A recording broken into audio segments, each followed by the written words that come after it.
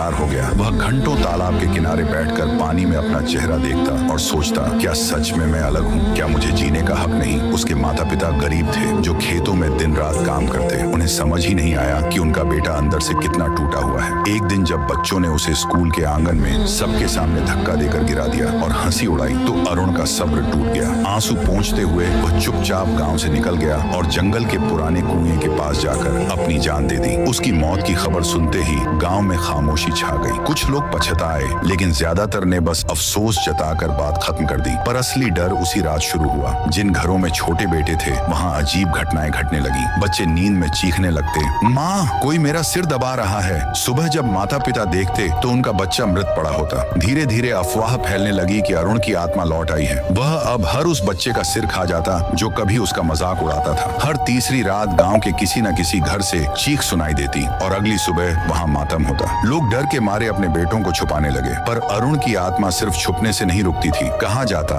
अगर किसी घर में बेटे की आवाज गूंजती तो अरुण उस आवाज को सुनकर वहीं पहुंच जाता। गांव के पंडितों ने मंत्र पढ़कर, ताबीज बांटकर सब कोशिशें की, लेकिन कोई असर नहीं हुआ। बल्कि जो अरुण को रोकने की कोशिश करता, उसकी अपनी संतान सबसे पहले मारी जाती। लोग धीरे धीरे गांव छोड़कर भागने लगे। गांव वीरान होने लगा, खेत सूखने लगे और हर दीवार पर बस मातम की छाया रह गई। लोग कहते, जिसने भी अरुण को सताया था, उसकी पीढ़ी कभी नहीं बच पाएगी। और अगर किसी ने उसकी कहानी सुनी तो अरुण उसके सपनों में आएगा। अगली ही रात वह अपने बच्चे को सिर दबाकर मरते देखेगा। अगर आपको इस डरावनी